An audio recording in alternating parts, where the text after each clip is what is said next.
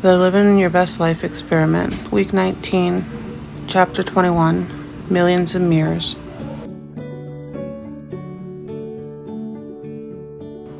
This week's chapter talks about how the people we surround ourselves with are like mirrors that reflect back to us the things we feel and do.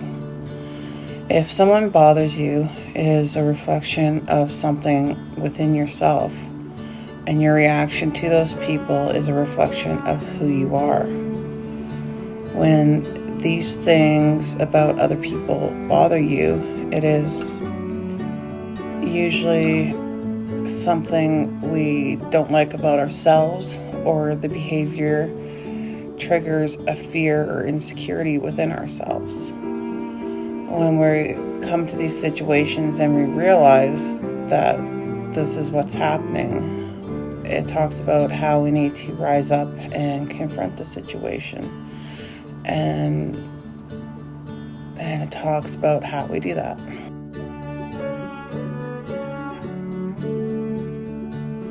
And it talks about what you focus on, you create more of in your life. So if you're focused on that drama or that feeling of being irritated or annoyed, you're going to create more of that in your life.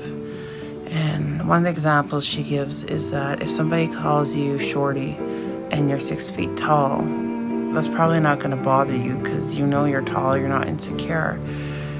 But if somebody called you bossy, it might if you're a bossy person.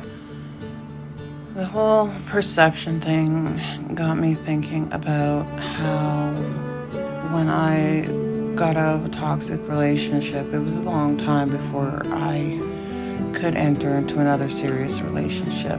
And when I did, my perceptions of what the other person was doing triggered my reality of the past. And I didn't realize that for a long time after that relationship. But when I look back and I seen that my response to that was an emotional response, and if I could look back on it without putting that emotion in there, it really highlighted how wrong I seen the situation and how much drama I created. And this was one of the more frustrating things to deal with because your brain has been in survival mode for so long that it's telling you that you're right, and it's hard to be able to step away from that emotional response if you haven't dealt with the things that are triggering that emotional response.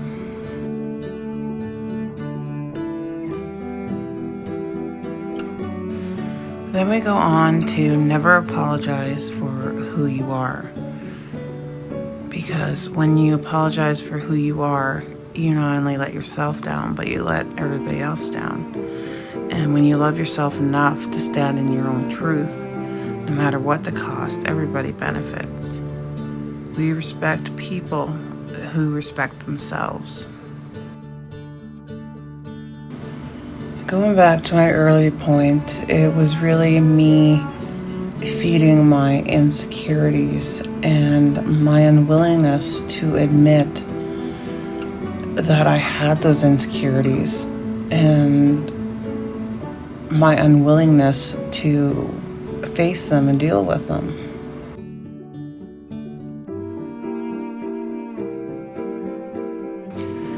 I was really at a point where I didn't love myself enough to allow myself to admit that, or allow myself to be vulnerable to other people, and admitting that I needed to face these issues.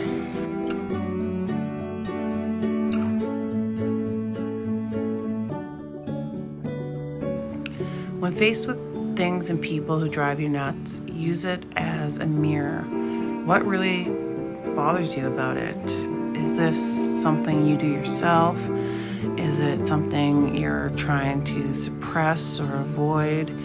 Is it something you're actively doing the opposite of? Are you threatened by it or scared? Get down to what really irritates you about it.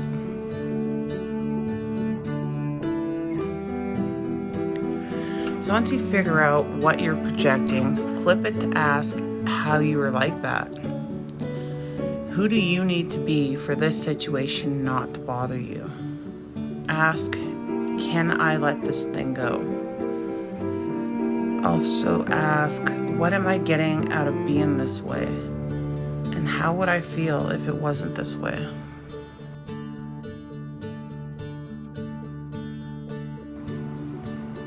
Number 3 talks about not being an enabler and the difference between helping and enabling. Are you lifting that person up, or are they dragging you down? Are they grateful or entitled? Every now and then somebody needs a hand up, but are these people constantly needing more, asking more, and not doing anything to help their own situation?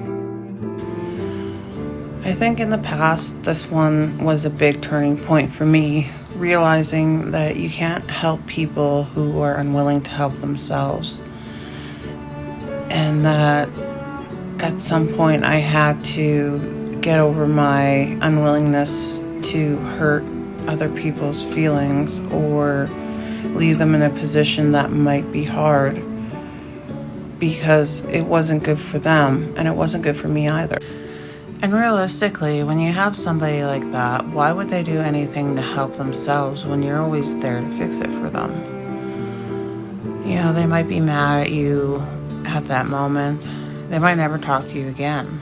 But knowing that you love yourself enough not to put yourself in that situation that's detrimental to you and the other person goes a long way.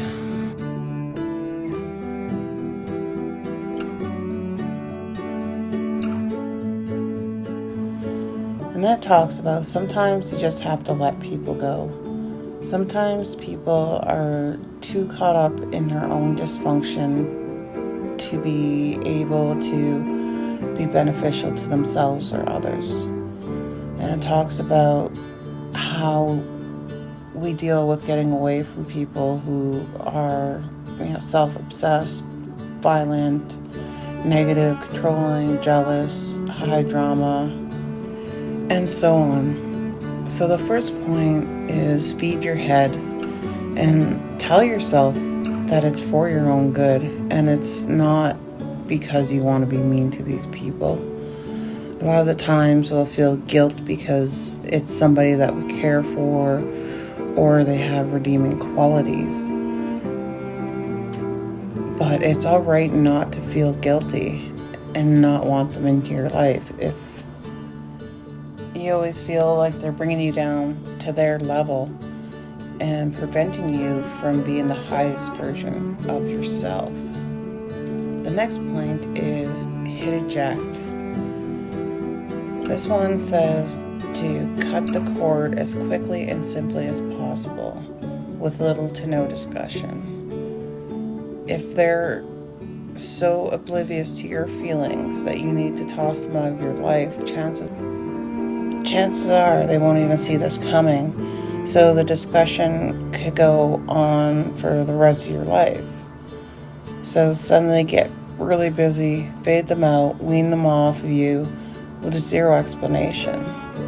And if you do have to have that conversation, don't get sucked into working through your decision or their problems with them. Simply say that the relationship isn't working for you, that you don't like how it makes you feel, that you have to end it, and that it's not open for discussion. Make it all about you, giving them nothing to work with or argue about on their behalf. I put a little note here too saying shut down the drama. So don't even entertain their drama or their willingness to want to discuss it. I talked about this in an earlier video about having to get rid of a lot of toxic people. people in my life, and some of those I had to have those conversations with, and it was a hard conversation to have, but it was one that I was glad that I had in the end. And I truly didn't give them any option of retorting back in a negative manner. I did, however, give them the option to change their actions to positive, beneficial ones, and then I would be willing to entertain an open conversation. And after that point, anytime they came at me with any negativity or drama, I didn't even entertain it. Until the point where they either stopped talking to me and being in my life, or they did change their actions, and we could start building a more positive relationship from there. And it was really surprising how many people preferred to take an exit over reevaluating themselves. And as always, it ends on love yourself fiercely, loyally, unapologetically. So until next week, I hope everybody has a good week, and I'll see you later. Bye.